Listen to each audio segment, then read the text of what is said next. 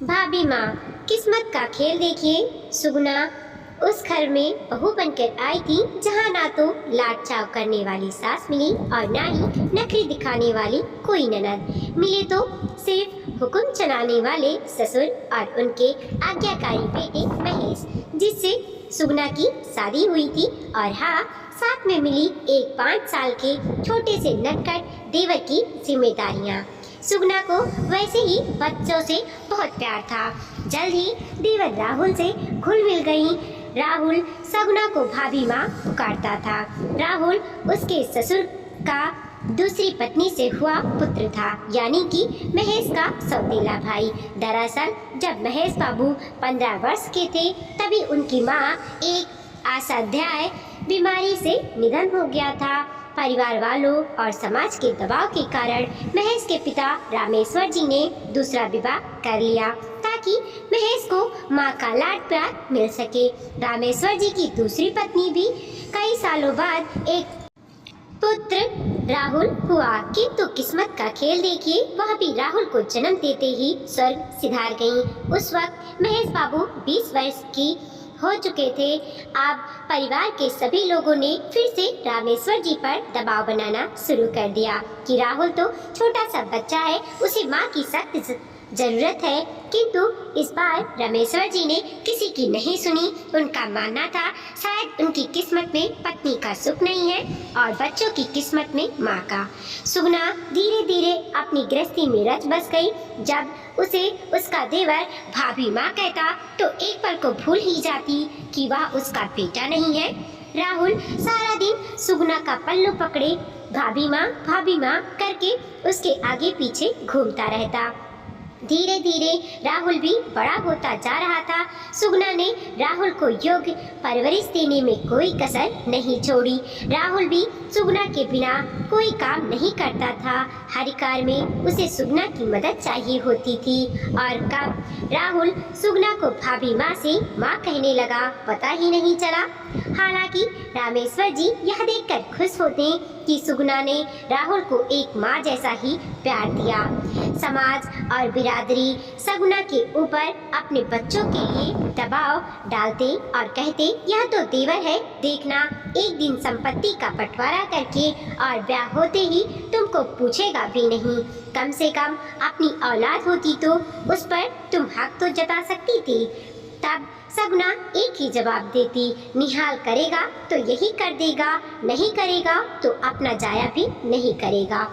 एक दिन उसने अपने पति से कहा, सुनो जी, हमारी अपनी तो कोई औलाद होने से रही और मुझे राहुल में ही अपना बच्चा नजर आता है, तो क्यों ना हम कानूनी कार्यवाही करके राहुल को ही गोद ले लें। क्या बकवास कर रही हो तुम?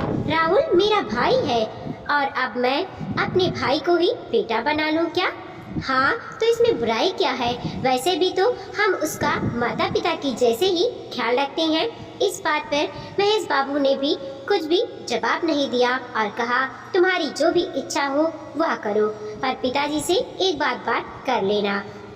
तब सगुना ने अपने ससुर से यह बात कही। कुछ देर तो उन्होंने कुछ विचार विमर्श किया, फिर उन्होंने आखिरकार हाँ कर दी, क्योंकि वह भी चाहते थे कि सगुना को अपना बेटा और राहुल को अपनी माँ मिले। सभी कार्रवाई पूरी होते ही राहुल उनका बेटा बन गया। राहुल ने भी इस रिश्ते को निभाने में कोई कसर नहीं छोड़ी। ऊंची नौकरी के लिए राहुल को विदेश जाना पड़ा। सभी लोग फिर से उसे कहते, अब नहीं आने वाला तुम्हारा बेटा वापस, देख लेना एक बार जो विदेश की हवा लग जाती है वही का होकर रह जाता है। और वैसे भी वह तुम्हारा सगा बेटा थोड़ी है जो तुम्हारे बारे में इतना सोचेगा। किंतु सगुना को अपने परवरिश पर पूरा विश्वास था। दिन रात राहुल को याद करते करते एक दिन सुगुना की तबीयत ज़्यादा खराब हो गई और अगले ही दिन राहुल विदेश से अपनी माँ सुगुना से मिलने आ गया। उसने कहा, अगर आपकी जगह मेरी सगी माँ भी होती तो शायद मेरा इतना ध्यान कभी नहीं रखती। आपने मुझे माँ से भी ज़्यादा प्यार दिया है। मैं नहीं जानता असली माँ कैसी होती हैं। मैंने तो हमेशा आपको ही अपनी माँ के रूप में देखा है और अगर आपकी इच्छा है कि मैं हमेशा आपके पास ही रहूं तो मुझे नहीं करनी विदेश में जाकर नौकरी। मैं नहीं चाहता कि मेरी माँ अपने बेटे से मिलने के लिए तरसे। यहाँ मेरे लिए नौकरियों की कमी थोड़ी ही है, किंतु विदेश में मुझे माँ कहाँ से मिलेगी, और यहाँ रहकर मैं कम से कम मेरी माँ के साथ तो रहूँगा। मैं दुनिया को झूठा साबित कर दूँगा कि देवर भी कभी बेटा बन सकता। मैं हमेशा आपका बेटा हूँ और बेटा रहूँगा। ऐसा कहकर वह अपनी माँ से बच्चों की तरह लिपट गया और यह देखकर सभी की आंखें नम हो गईं। आप कैसी माँ हैं? कल को मर गई तो यह सब लेकर चली जाएंगी क्या? शिवानी बिना किसी नागा के हर रोज वॉकिंग के लिए आती थी। सुबह 6 बजे उन्हें देखते ही लोग अपनी घड़ी को चेक कर लेते थे। पार्क में कई लोगों को मालूम था कि शिवानी वकील है। शिवानी के ससुर शहर के जाने माने वकील थे। उनके पति विराट ने भी अपने पिता के नक्शे कदम पर चलना उनका साथ दिया और नाम कमाया। शिवानी ने भी वकालत की परीक्षा पास की और विराट से उसकी शादी हो गई थी। अब उसके घर में तीनों ही वकालत करने लगे थे। शिवानी ससुर धनपत हमेशा कहते थे कि बेटा पैसे कितने भी कमा लो पर हमें इंसानियत को कभी नहीं भूलना चाहिए, वही हमारे लिए सबसे बड़ा धन है। वह हमेशा से ससुर के केसों पर ध्यान देती थी कि जो पैसे वाले हैं उनसे पैसे जमा कर लेते थे, पर जो नहीं दे सकते थे उनके लिए कोशिश करते थे कि बात कोर्ट तक ना जाकर सुलझ जाए या मिनिमम फीस लेते थे। विराट ने भी कभी भी इस बात पर गौर नहीं किया था। शिवानी और विराट के तीनों बेटे थे। वो सब पढ़ लिख कर अमेरिका में बस गए थे। ससुर की मृत्यु के बाद विराट की मृत्यु भी कार एक्सीडेंट में हो गई थी। बहुत बड़ा बंगला, गाड़ी, नौकर चाकर और प्रॉपर्टी। शिवानी ने पति की मृत्यु के बाद कोर्ट जाना बंद कर दिया था। बहुत ही ज़्यादा प्रेशर आता था तो एक आध केस ले लेती थी। पहले तो वह अपने आसपास नज़र नहीं डालती थी। वॉकिंग करना, उसके बाद एक बेंच पर बैठकर सुकून से प्रकृति का मजा लेना, फिर उठकर जाना, यही उसकी दिनचर्या थी। उसने कुछ दिनों से नोटिस किया था कि वह जिस बेंच पर बैठती है वहाँ उसके आने से पहले ही एक अधेड़ उम्र की महिला बैठी रहती थी। आज जब उसे कहीं भी बैठने के लिए जगह नहीं मिली तो वह उसी बेंच के दूसरे किनारे पर बैठ गई। शिवानी ने तिरछी नज़र करके उसे देखना चाहा कि वो क्या कर रही है। उनके बाल काले सफ़ेद थे। उन्होंने बचुड़ा बनाया था। सूती धोती पहनी थी जिसका रंग फीका पड़ गया था। उनके चेहरे पर चमक दिखाई दे रही थी जैसे वो बहुत पढ़ी लिखी हों। आंखें बंद थीं पर कानों पर आकर आंसू रुक गए थे। शिवानी ने देखा, उसने अपनी गोद में रखे हुए एक पैकेट को खोला जिसमें 2 पूरी थे, जिन्हें खाकर उसने कागज को डस्टबिन में फेंक दिया और आकर अपने साथ लाई हुई प्लास्टिक के बोतल से पानी पीकर इधर उधर देखने लगी। जब शिवानी से उसकी नजरें मिली तो शिवानी ने ही पहले की और कहा कि कहाँ रहती हैं आप? बहू के घर में, तपाक से उनके मुंह से निकला। शिवानी ने कहा क्या? उन्होंने फिर से कहा मेरा नाम सुलभा है, मैं बहू के घर में रहती हूँ। उनका पति अच्छा है परंतु पत्नी के सामने उसकी जुबान नहीं खुलती, इसीलिए मेरे सामने से सर झुकाकर चला जाता है। मुझे अपनी तरफ देखते हुए उन्होंने कहा कि पति की मृत्यु के बाद मैंने वॉलंटरी रिटायरमेंट ले लिया था और घर खरीदने की अपनी ख्वाहिश पूरी कर ली थी। जब बेटे की शादी हुई तो उसकी पत्नी वसंता ने बड़े ही प्यार से मैंने कहा था कि बेटा यह घर भी तुम्हारा है, इसे अपना ही समझो। उसने इस बात को इतनी दिल से ले लिया कि सचमुच ही वह इस घर की मालकिन बन गई और मुझे घर से बाहर कर दिया है। उनकी बातों को सुनकर शिवानी ने कहा कि अगर आप चाहें तो मैं आपको न्याय दिलवाऊंगी, आपका केस मैं लड़ूंगी। सुलभा ने बताया था कि मैं आपको फीस क्या टाइपिंग के पैसे भी नहीं दे सकती हूँ। मेरे पास सिर्फ सोने की 2 चूड़ियाँ और 1 चैन है। जब कभी इन्हें बेचूंगी तब आपका पैसा दे दूंगी। शिवानी ने कहा कि मैं आपसे पैसे नहीं लूंगी, वैसे भी उसके बारे में हम बाद में बात करेंगे। आप अभी कहाँ ठहरी हुई हैं? सुलभा ने बताया था कि मेरा बेटा टूर पर गया था। मैं कुछ काम से बाहर आई तो बहू ने घर पर ताला लगाया और बच्चों को लेकर कहीं चली गई है। जब मैं घर पहुंची तो घर पर ताला लगा हुआ था, देखकर यहाँ बैठी हुई हूँ। शिवानी ने कहा, आपको नहीं मालूम है कि बहू कहाँ गई है? सुलभा ने बताया था कि कल रात बहू ने मुझे सुनाया था कि ऐसे जोर से कि मेरे बेटे को बता रही थी कि मैं अपने मायके जा रही हूँ, घर पर ताला लगा कर जाऊँगी। बेटे ने कहा कि मेरी माँ कहाँ जाएंगी? तो उसने कहा कि तुम्हारी माँ जहाँ भी जाए, मुझे उनसे कोई मतलब नहीं है। तुमने मुझे रोकने की कोशिश की तो मैं अपने बच्चों के साथ आत्महत्या कर लूँगी। मुझे शक है कि वह मायके चली गई होगी।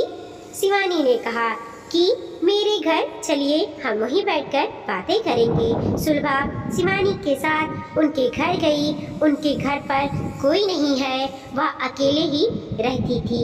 शिवानी ने चाय के लिए कहा दिया और सुलभा को बिठाकर पूछताछ करने लगी। सुलभा पुरानी बातों को याद करते हुए अपने दिल को टटोलने लगी। उसने बताया था कि मेरा जन्म बहुत ही साधारण परिवार में हुआ था। माता पिता ने डिग्री तक मेरी पढ़ाई कराई और मेरी शादी एक प्राइवेट स्कूल में नौकरी करने वाले सुरेश से कर दी थी। शादी के बाद सुरेश ने कहा कि पढ़ी लिखी है, नौकरी कर लेगी तो आराम की जिंदगी जी सकेंगे। मैंने उनकी बात मान नौकरी ढूंढ ली और स्टेट गवर्नमेंट में क्लर्क की नौकरी करने लगी।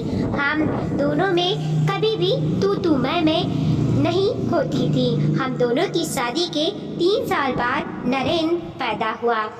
सुरेश ने कहा कि हमारे लिए यह एक ही बच्चा बस है, उसे ही अच्छे से पढ़ा लिखा लेंगे तो बहुत है। मैंने यह बात मान ली और हमारा प्यार नरेंद्र पर ही लुटाने लगे थे। जब नरेंद्र 12वीं कक्षा में था तब सुरेश को कैंसर जैसी जानलेवा बीमारी ने जकड़ लिया था। उसका इलाज और मेरे अकेले की नौकरी के कारण हमें तकलीफ सहनी पड़ी। हम सुरेश को बचा तो नहीं पाए पर बहुत सारे कर्ज में डूब गए थे। उस कर्ज से उभरने के लिए मुझे बहुत मेहनत करनी पड़ी। इसी बीच नरेंद्र ने इंजीनियरिंग की पढ़ाई पूरी करके एक अच्छी सी कंपनी में नौकरी पा ली। मैंने सोचा कि मैं भी वॉलंटरी रिटायरमेंट ले लेती हूँ और जो भी पैसा आएगा उनसे उधार चुकता करने के बाद एक छोटा सा घर खरीद लेती हूँ। इसीलिए रिटायरमेंट पर आए पैसों से 1-2 बेडरूम का फ्लैट ले लिया था। एक गलती मुझसे यह हो गई थी कि बिना जाने नरेंद्र की शादी बहुत जल्दबाजी में कर दी थी। उसे सेटल होने के लिए थोड़ा समय देना था। वसंता के आते ही बेटे ने चुप्पी साध ली, उसकी ही बातें सुनने लगा। वसंता बहुत ही चालाक थी। कुछ दिनों बाद उसने अपने माता पिता को यहाँ बुला लिया और मुझे मेरे कमरे से निकालकर बाहर हॉल में शिफ्ट कर दिया।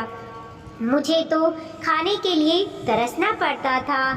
तुम्हें मालूम है, मैं अपने छोटे मोटे गहने बेचकर खाना खाती हूँ। मेरा पेंशन भी वो लोग ले लेते हैं। क्या करूं बताओ। शिवानी ने कहा कि आप तैयार हैं तो मैं आपको आपका हक दिलवा दूंगी। देखो शिवानी, जब उन्होंने मुझे घर से बेघर कर दिया है तो मैं उनके बारे में क्यों सोचूं। आप जो भी कहेंगी मैं आपका साथ दूंगी। इधर नरेंद्र जब घर पहुंचा तो घर पर ताला दिखाई दिया। उसे डर लगा था कि कहीं वसंता ने माँ को घर से भगा तो नहीं दिया है ना। उसने वसंता को फोन किया। कहाँ है? उसने बताया कि मायके आई हुई हूँ। नरेंद्र ने पूछा कि मेरी माँ कहाँ है, तो उसके जवाब को सुन नरेंद्र का माथा ठनका। जो उसने सोचा वही हुआ। माँ के बाहर जाते ही उसने ताला लगा दिया था ताकि वह अंदर ना आ सके। उसी समय डाकिया ने उसके हाथ में एक कुरियर थमाया और चला गया। उसे खोलकर देखा तो वकील की नोटिस थी। शिवानी नामक वकील ने भेजी है। नरेंद्र नामक व्यक्ति अपनी पत्नी के साथ मिलकर मेरी क्लाइंट सुलभा को सता रहे हैं। उन्हें घर से बाहर निकाल दिया है। जिन उनके पेंशन के कागजात, पासबुक और घर के कागजात अपने पास ही रख लिए हैं। अब वो उनके साथ रहना नहीं चाहती हैं, इसीलिए वो सब कुछ उन्हें देकर घर से बाहर निकल जाएं तो अच्छा होगा। यह नोटिस पढ़ते ही नरेंद्र को वसंता पर गुस्सा आया। उसने कितनी बार उसे समझाया था कि मैं माँ का अकेला बेटा हूँ, मैं उन्हें छोड़ नहीं सकता हूँ, पर उसकी कान पर जू तक नहीं रेंगती थी। माँ को ढूंढते हुए वह वकील के घर पहुँचा। वहाँ माँ को देखकर उसने माफ़ी मांगने लगा। शिवानी भी वहीं पहुँची तो सुलभा ने बेटे से उनका परिचय कराया। नरेंद्र ने बताया था कि मेरी पत्नी मुझे ब्लैकमेल करती है कि मैं बच्चों के साथ आत्महत्या कर लेगी। मैं डर जाता था और माँ की हालत जानते हुए भी कुछ नहीं कर सकता था। कहते हुए रोने लगा। सुलभा को अपने बेटे पर दया नहीं आई। शिवानी ने कहा कि नरेंद्र, मुझे आपकी बातों को नहीं सुनना है। आप घर जाइए और नोटिस में जिन कागज के बारे में पूछा गया है वो सब लाकर दीजिए। नरेंद्र ने कभी नहीं सोचा था कि एक माँ ऐसा कर सकती है। माँ को तो त्याग की मूर्ति, बच्चों के लिए जान तक देने वाली बताते हैं, परंतु मेरी माँ तो अलग दिख रही है। उसके घर पहुंचने से पहले ही बसंता पहुंच गई थी। जब उसने नोटिस के बारे में बताया तो वह माँ को गालियाँ देने लगी। नरेंद्र सारे कागज लेकर बसंता के साथ शिवानी के घर पहुंचा। शिवानी ने पूछा, सारे कागजात लाए हो कि नहीं? उसने जब कागज शिवानी को दिया तब माँ से बसंता कहने लगी कि आप कैसी माँ हैं? कल को मर गई तो यह सब लेकर चली जाएंगी क्या? सोचा नहीं कि हम आपके पोते पोती के साथ कहाँ रहेंगे। सुलभा ने हंसते हुए कहा कि वही तो बहू, जब तुम्हें मालूम है कि मैं यह सब अपने साथ नहीं लेकर जाऊंगी, मेरे बाद तुम लोगों को ही मिलेगा, फिर भी मुझे घर से बाहर निकाल दिया। तब नहीं सोचा था कि यह बूढ़ी औरत कहाँ जाएगी। बेटा, हमेशा इस हाथ से लेना उस हाथ से देना होता है। मैं ही तुम लोगों के बारे में क्यों सोचूं? तुमने मेरे बारे में कभी सोचा है? तुमने मुझे खाना तक नहीं दोगी और नरेंद्र के सामने नौटंकी करोगी और मैं अपने छोटे मोटे गहने बेचकर खाना खाऊं, तब भी तुम्हें रास नहीं आया। कहने लगी कि लोगों के बीच तुम्हारी इज्जत खराब कर रही हूँ। इन सब के बीच तुम यह भूल गई थी कि घर मेरा है। मैंने तो तुम्हें अपना मानकर कहा कि यह घर भी तुम्हारा है और तुमने तो मुझे ही भगा दिया। मेरी पेंशन भी तुम लोग ही ले लेते हो, फिर भी मैं चुप थी। क्यों? क्योंकि नरेंद्र मेरा इकलौता बेटा है, उसे मैं छोड़कर जाना नहीं चाहती थी, परंतु तुमने तो मेरा लिहाज नहीं किया है। अब बहुत हो गया बसंता, मैं तुम लोगों के साथ नहीं रहूंगी। तुम्हारा पति कमाता है, घर किराए पर लो और आराम से अपनी जिंदगी जियो। जाओ, मेरे सामने रोना धोना नहीं करो। नरेंद्र और बसंता अपने बच्चों को लेकर वहां से निकल गए।